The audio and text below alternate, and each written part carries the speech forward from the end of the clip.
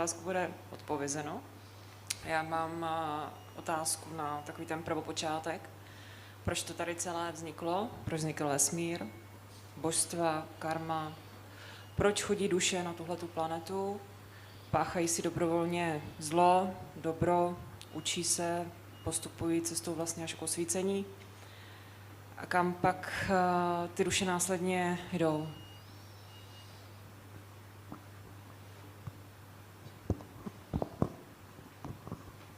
Well, basically the question is, why is all this, she's talking about souls, why this world, why the souls come here, souls. She's talking about souls.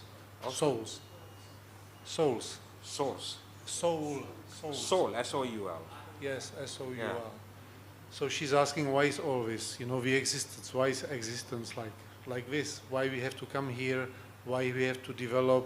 Where we go afterwards? Why is it? Basically, why there is nothing? Why there is not nothing? Why is all this? The existence like that.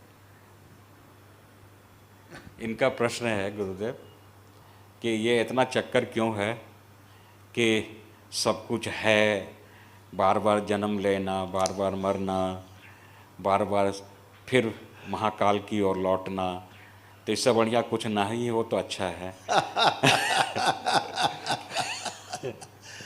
Correct, ये कुछ ना ही हो तो अच्छा है, इसीलिए सारे प्रयास हो रहे हैं।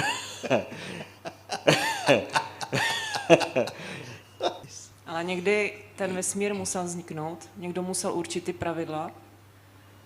Prostě, kde se z ničeho nic udělalo něco. इनका कहना है कि जब सृष्टि की शुरुआत हुई तो नियम किसने बनाए, किसने ये नियम सारे स्थापित किए, ऐसा क्यों हुआ? यही है, दिस इज द क्वेश्चन। नियम बनाए नहीं जा सकते। rule cannot be created. Žádný pravidlo nemůže být stvořeno. जो नियम बनाने की बात करते हैं, मनुष्य के द्वारा बनाए गए नियम अपने जीने में सरलता कैसे आए, जीना कैसे सरल हो, उसने अपने लिए बनाए, लेकिन वो भी जो नियम हैं ही उनके आधार पर बनाए हैं। प्रकृति के नियम बने बनाए हैं, हमने आपने नहीं बनाए हैं। नियम होते हैं, नियम बनाए जाते नहीं। प्रकृति के नियम हैं ही और वो रहेंगे ही। नदियाँ बह रही हैं, लगातार बह रही हैं, कहीं कोई मशीन नहीं लगी है। जंगल अपने आप बन रहे हैं, कहीं कोई खाद पानी नहीं डाल रहा है।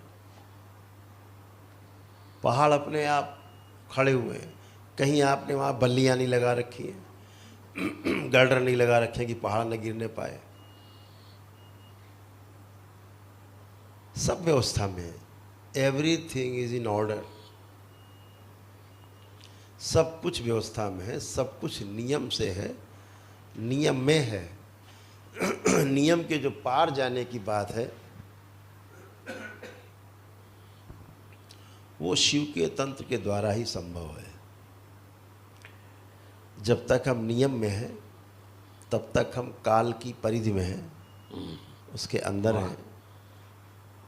काल की परिधि के बाहर जाने के लिए नियम से ही बाहर जाया जाएगा जी, लेकिन बाहर जाते ही आप नियम से बाहर हो जाएंगे।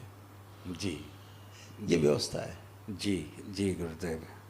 इसी प्रकार हमारा शरीर है, शरीर में रक्त अपनी गति से बह रहा है, धड़कनें अपने हिसाब से चल रही हैं, सारे अंग प्रत्यंग तालमेल करके अपना काम कर रहे हैं, तो नियम से हो रहा है।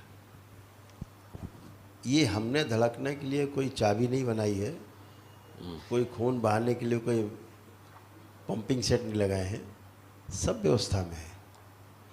ऐसी व्यवस्था जब दिख जाती है और हमें स्वीकार हो जाती, हम इसमें डिस्टरबेंस करते हैं। पहाड़ काटने हैं, जंगल काटने हैं, नदियाँ रोकनी हैं, बांध बनाने हैं, नाना प्रकार से हमें प्रकृति का दोहन करना है, कोयला खोद के निकालना है, तेल बाहर निकाल देना है, जला देना है। ऐसे ही हम शरीर के साथ अपनी दुर्गति करते हैं तो अव्यवस्था उत्पन्न होती है। तो मनुष्य इस प्रकृति में केवल व्यवस्था उत्पन्न करता है, अव्यवस्था उत्पन्न करता है और व्यवस्था को बाधित करता है। लेकिन व्यवस्था तो व्यवस्था है, वो फिर से उस अव्यवस्था को व्यवस्था में बदलने के लिए उसी क्षण से शुरू हो जाती है जिस क्षण से जैसे ही आप अव्यवस्था पैदा करते हैं। जी गुरुदेव। और इसका जो खामियाजा है पूरी मानव जाति के साथ पूरे जीव जगत को उठानी पड़ती है। इसलिए जो अव्यवस्था है वो नियम तोड़ने से दिखती है। नियम में तो हर चीज़ व्यवस्था में है। अगर मनुष्य उस व्यवस्था को छेड़े नहीं, उसका सदुपयोग करे, तो व्यवस्था और व्यवस्थित हो जाएगी जैसा कि होना चाहती। अभी हमारा सारा प्रयास है कि चीज़ों को तोड़ के कैसे देखा जाए, और ज़्यादा तोड़ दिया जाए, इसके अंदर क्या है, उसको भी तोड़ दिया जाए जो तोड़ा गया पहले, उसके अंदर क्या है। तोड़ते तोड़ते तोड़ते तोड़ते पहुंच गए, एटम भी तोड़ दिया, अब आगे भी तोड़ने की व्यवस्था बना रहे हैं। तो ये सब तोड़ फोड़ जो है वो अव्यवस्था है। जोड़ करके देखने की एक व्यवस्था है जिसे योग कहा गया। हमारे ऋषि महर्षियों ने योग विज्ञान दिया। योग विज्ञान ही स्वास्थ्य है। जी गुरुदेव। वो प्रकृति का हो, स्वयं का हो, और चाहे पूरे अस्तित्व का हो। तो हमारे ऋषि मुनियों ने तोड़ के देखने के बजाय हमेशा जोड़ कर देखा है।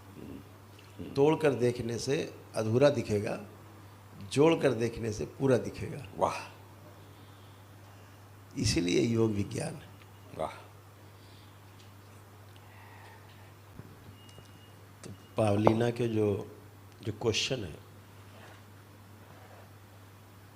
जो जिज्ञासा है, उसमें इनका लक्ष्य छिपा है।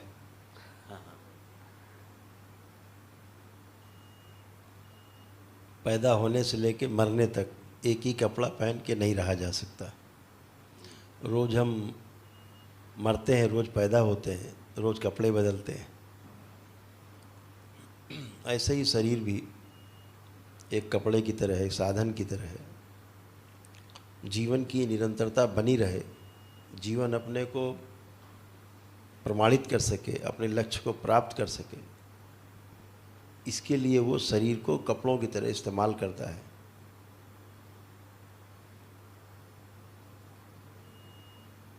पावलीना के जो क्वेश्चन है वो दिखाता है कि उनके अंदर मोक्ष के लिए तड़पन ज़्यादा है। जी जी।